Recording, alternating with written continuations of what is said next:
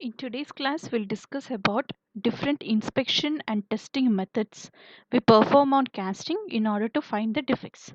The first one is visual inspection. Visual inspection is just by looking at the component, we should know whether there is a defect or not. Means finding out whether there is a defect or not. Surface defects, misruns, cracks, and wraps. It means anything which is on the surface, which you can see with your eyes, will come out with visual inspection. Next one is dimensional inspection. If you are using tools like vernier caliper, screw gauge, go gauge, no go gauge, like this, if you are using different types of gauges or any metrological tools, then that type of inspection is called as dimensional inspection. Next one is metrological inspection. Here we test the composition of the material by spectral analysis. Spectral analysis is where we get the report about the materials which are present inside the component. It means we take so small sample of material and then we send it for spectral analysis. Some rays of lights will fall over the components and it will give some spectrum. Studying at the spectrum, we'll check whether we got the component of required composition or not. That is spectral analysis. Next is checking the mechanical properties like bending, tension, hardness, compression, etc. So all these things can be tested in metrological, like we use some machines for testing these type of components. Next one is pressure testing. And for pressure testing, what we generally do is we apply some soap over the surface of the component and we either send a liquid or air with high pressure from inside. If there is any defect in that pipe which we have manufactured, then this liquid or air will form some bubbles over the surface of the component. So with that we can detect that we have some defect in that component. Mostly for testing of pressure vessels, furnaces and all, we use this pressure testing. Next one is radiographic testing. It's like an x-ray. We send some x-rays and gamma rays and we'll have a film at the bottom, and if there is any defect in the component, we can find the defect in the film which we are getting. Next one is magnetic testing. Here the component is placed under the magnetic field. Now if there is any defect in the um, coil, an EMF will produce and it will start rotating in reverse direction, and that can be detected over the galvanometer. So this is how we test the internal defects using magnetic testing. Next one is magnetic particle inspection testing. Here you will have a fine powder of magnet placed over the component, and if there is any defect which is present in the um, component, all the magnetic particles will come and get accumulated at that particular area. If you look at this figure, there is some crack which is observed in this material and all the material is getting accumulated at this place. So this is how magnetic particle inspection test is made. Next one is eddy current test. We pass some current over the material and we just rotate this fob over the material, and if there is any problem, it just gives a beep sound. It means it gives some deflection in the graph. Next one is liquid penetration inspection. Here initially we first clean the surface.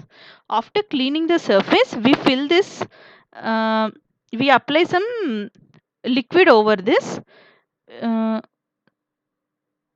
This we have some liquid which gets penetrated into this surface, and once it gets penetrated we clean it, and then we use a solution called as developer.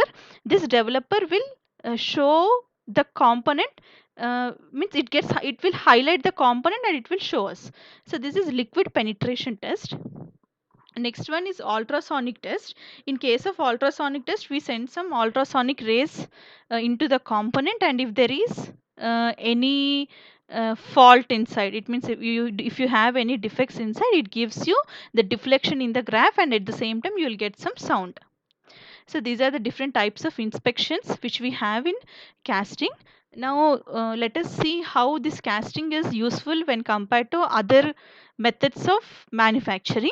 This process is suitable for producing components which contains internal details that are too complex or too large or inaccessible to produce easily through machining processes. It means few things cannot be made with machining components. In such cases, we make the pattern of a required component and we make casting of it. Next, complex parts can be casted in large numbers. Same component can be produced using different materials. It means you can use plastic, you can use metals like this. You can use different types of metals also to produce the same component. But the thing is, when you are using different materials to produce using same pattern, we have to take the account of allowances, because not every material will have same type of shrinkage allowance. So keeping that into matter, that into account, we have to select the pattern whether if both the materials will have nearby shrinkage allowance, then that is okay. If not, you cannot use the same type of pattern. Next, in processing precision metals, there is little or no loss of material. So here we just melt the material and pour into the cavity and we get the required component. So whatever the component we need, we are getting the same component without wasting the material. For suppose if you are having some solid material, like if you have it in circular shape or cylindrical shape like that, and if you want to get the component of required shape, we have to remove so much of material. So here you need not to remove so much of material. There will be a little loss or no loss in the material. Next one is construction and working of cupola. Cupola is the furnace which we use for melting the metal. See, the bottom part is made with brick. It means this is a brick foundation, and these are the steel columns which supports this furnace. So now this walls of this cupola furnace are made with metals lined with bricks, and these are the tires. This is the wind box, and this is the air blast inlet. So now the blower will send the air from air blast to wind box, and the wind box will supply the air to the tires, and these tires will supply air to the furnace.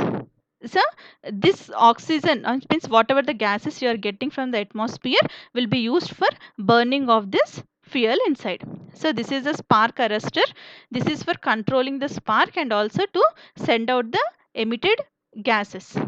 And this is the charging door from where the metal, flux and coke will enter into the chamber.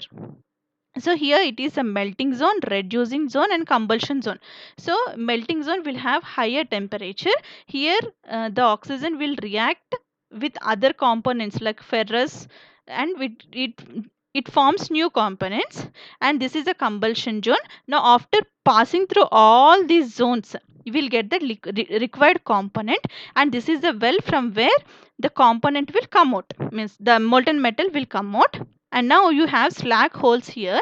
The purpose of slag hole is to remove the dust from inside. And now once the entire process is done, you have some opening at the bottom. We open this bottom and we remove out the dust particles which are present inside. So that is about the construction and working of cupola. Thank you for listening.